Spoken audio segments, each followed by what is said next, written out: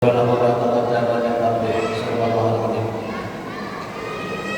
yang saya hormati Ketua Dewan Kemakmuran Masjid Al-Barakah beserta seluruh jajarannya yang baru dengan pengurus baru, dengan semangat baru. Semoga terciptalah ide-ide cemerlang untuk istiqomah memakmurkan masjid kita Al-Barakah. Amin Allah ya rabbal alamin. Hadirin jamaah rahimakumullah.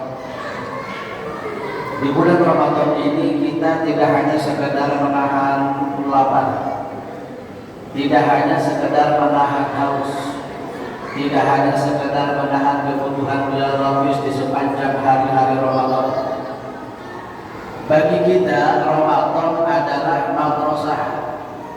Fungsi madrasah ngasih pelajaran buat kita.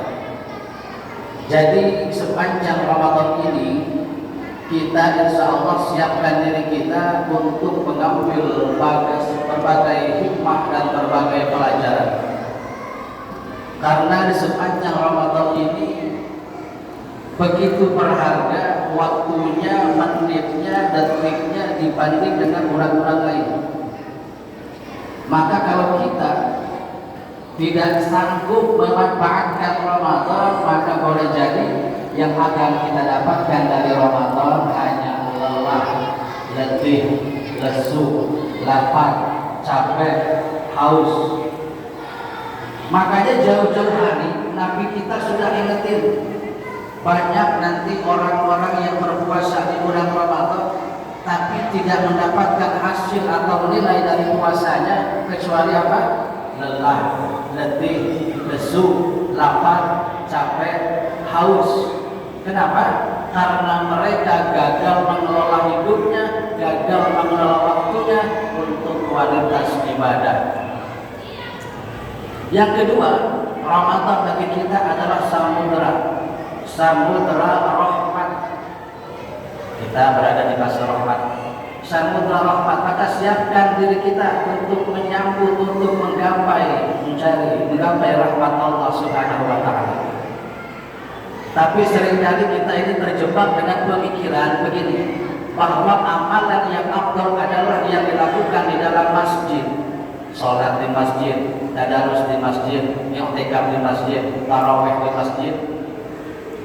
Sehingga kita menutup mata kepada orang-orang yang hanya bisa dan terbiasa ibadah di luar masjid. Padahal Allah Subhanahu wa taala menciptakan kita manusia dengan kondisi yang berbeda, dengan nasib yang beraneka ragam. Ada yang kaya, ada yang miskin, ada yang sukses, ada yang gagal. Berbeda-beda. Allah cuma beri satu kesamaan terhadap kita semua apa? 24 jam dalam sehari, betul? Presiden berapa waktunya sehari semalam? 24 jam. Pengangguran 24 jam. Orang kaya 24 jam. Orang miskin 24 jam. Intinya orang kaya gak bisa ngebeli waktu 1 menit atau 1 detik tambahan dengan duitnya.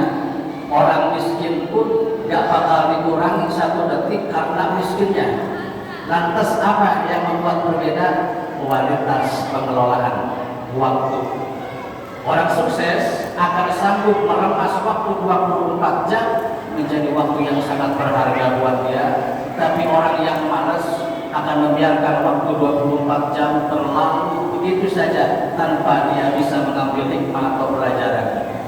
Intinya apa yang saya sampaikan? Jadilah orang yang cerdas, Pak.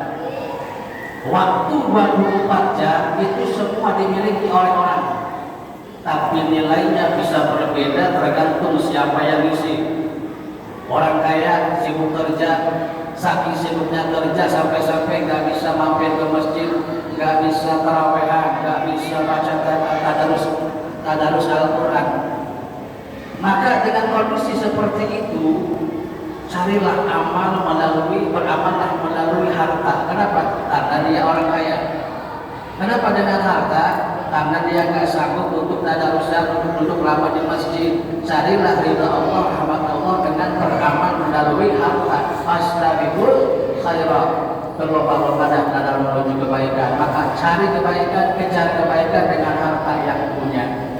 Contohnya seperti apa?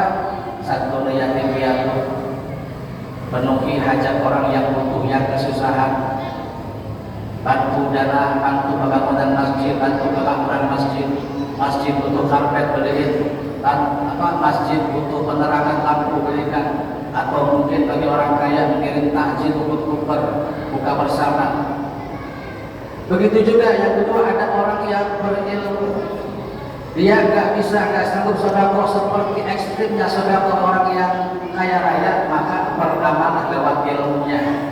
Ajari orang ngaji, kasih peringatan, amar ma'ruf, tausiah, mau'izah hasanah, beramanah lewat ilmunya, karena itu merupakan bagian dari sedekah jariyah juga. Ada juga orang yang ilmu nggak punya, harta nggak punya, tapi punya lapang waktu yang begitu luar biasa, maka beramallah lewat waktunya dengan lapangnya. Contohnya seperti bantu-bantu kaum muslimin, ada kerja bakti ikut, ada kerja bakti di RT lingkungannya ikut, atau misalkan mengantar takjil untuk berbuka di masjid, bantuin, hadiri majlis-majlis taklim, ada kultur Ramadan, ada kuliah subuh, datengin. Kenapa? Karena dia punya waktu dan kesempatan yang luar biasa. Intinya begini, kita jangan merendahkan orang lain. Kita yang mungkin masih kita yang sudah terbiasa dengan bangun malam, tahajud tiap malam, tadarusan berjuz-juz, jangan sampai kita merendahkan orang kaya yang sibuk kerja, yang gak bisa mampir ke masjid tapi rajin sedekah. Jangan-jangan sesuap nasi yang diberikan oleh orang kaya kepada orang yang kelaparan tidak kenyang, kepada orang yang berkebutuhan sehingga tidak kesusahan, pahalanya jauh lebih besar.